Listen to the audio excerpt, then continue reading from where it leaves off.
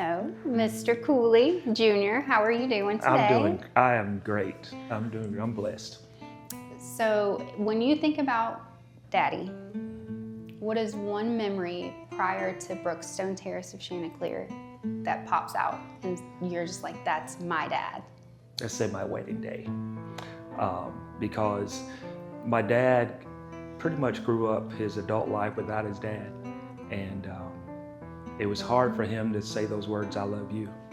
And when he was my best man in the wedding, and when we were back in the back room before we came out, he told me how proud he was of me and that he loved me.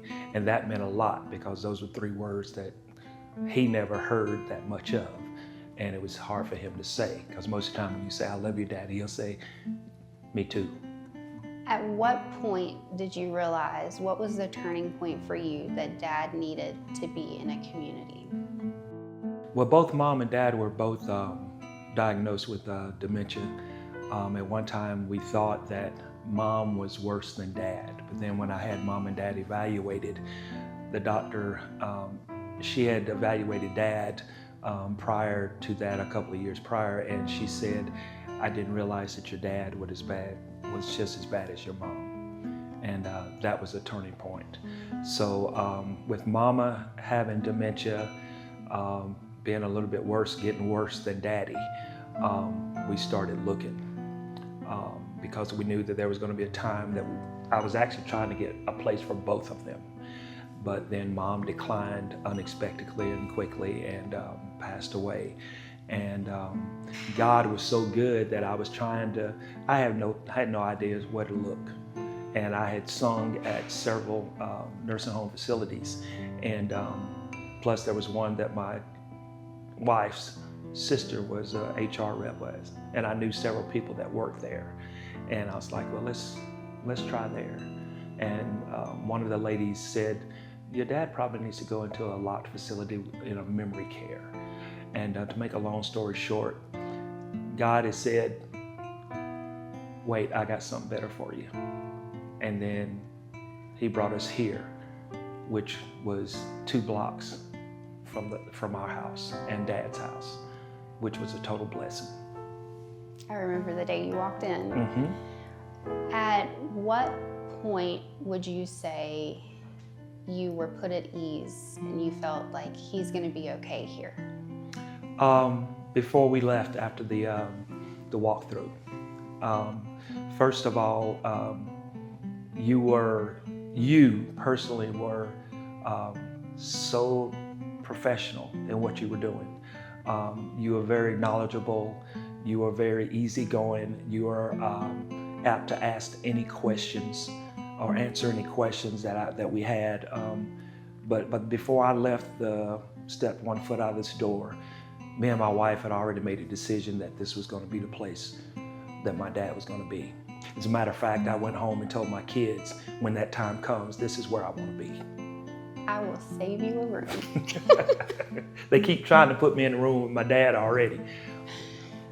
Speaking of Dad, what would you say you've noticed between his mood and his engagement? How has it changed from being at home coming to our community? At home, he had a natural routine of coming downstairs every day doing the exact same thing of opening the curtains, getting his water bottle, taking his medication, making sure Mom took hers. And we also had, we had a caregiver there for 6 hours during the day. Pretty much at night, they were there by themselves, which basically all they did was sleep. About 6 o'clock, they were ready to go to sleep. They were going to bed, and they were good. But once things started to decline, and I was having to kind of stay there with them at nighttime away from my wife, we had to make a decision. And then that's when God led us here. Right. So you said Dad had a routine. What is something, even the smallest of things, that he's done here that's made you think, that's my dad? He acts like he works here. I mean, even when we were just sitting out there a few minutes ago, there was one lady that was trying to get into one of the cabinets or something. And he's like, hey, what you trying to do? And I said, don't worry about that. She can't get into it. She can't get into it. I was also told that one day one of the ladies was crying. As a matter of fact, she was crying today, and he was trying to console her one day, try to make her feel better because she was wanting to go, saying she wanted to go home. I mean, from the time I came here, I was a nervous wreck because I didn't know how he was going to be. I was afraid to come because he would continuously ask me, when am I going home? And I knew he wasn't going home, but I didn't want to tell him why. He actually asked me that today, and I told him the truth, that you can't stay home by yourself any longer. And I was in fear of you hurting yourself. And the doctor said that you couldn't stay any longer by yourself. That's why I brought you here, so people can care for you. And I said, Daddy, everybody loves you here. Everybody loves you here. And you brighten up a lot of people's days. I mean, there's not a time that I don't come that somebody's saying something good about it. What does it mean to you and your family to come and visit and be just family and not have to worry about providing care for him? I have a very loaded plate. Yes, I'm retired, but I've got 5 grandkids. I've got a business that I help work at. I also sing at nursing homes, sing at churches, young at heart groups, and I'm able to enjoy my life knowing that my dad is being taken care of. I know that he's getting 3 meals a day. I know that he's getting that shower. I know that they're watching him 24/7. And that takes so much stress off of me, because I used to lay at bed at night wondering how he was doing. Was he going, and was he going to finally acclimate to being in here? And he has. He fist pumped me last week when I was here and said, I'm proud of you. And that's all I ever wanted to do from my mom and dad is make them proud, and to know that he's okay. He's still trying to understand what's going on with some of the people in here, because he may not be as far along in his dementia as some of the others, but he's fine. And I know he's fine. I know he's in good hands. And I mean, I have personal contact. I actually feel like a family member with everybody that's here, all the staff and everybody, even some of the people that work here.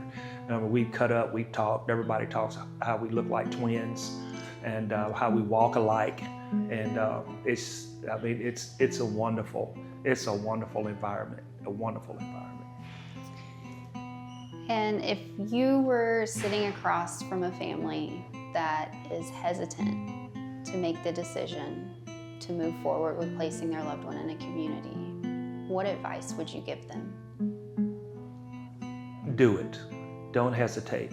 If you love your loved one, this is the place where they need to be.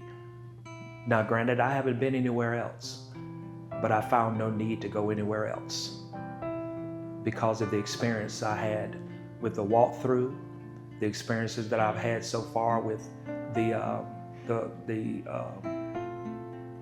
directors here.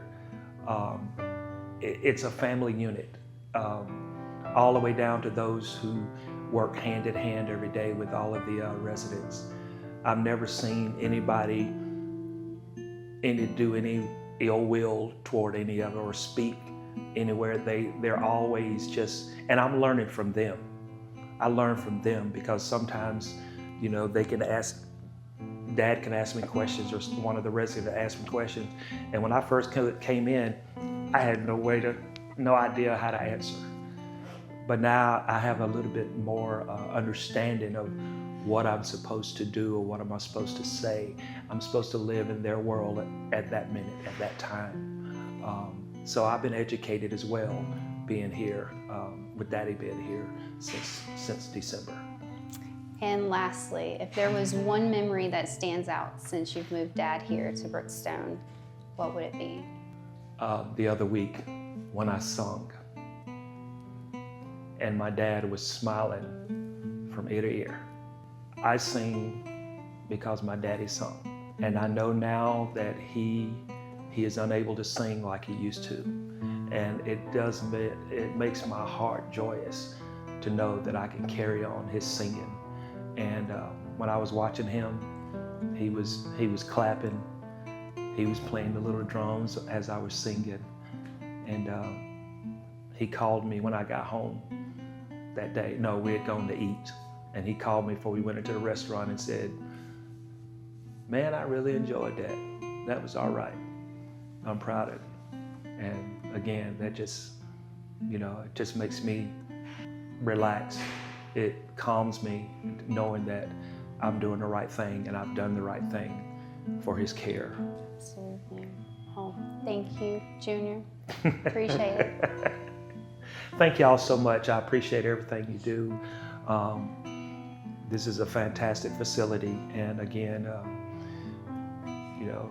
you probably won't be here when my time comes to be here, but I will make it a point to be here just for you. But I appreciate the opportunity to voice my opinion. I appreciate it. Thank you. Thank y'all. Again, I appreciate everything y'all do.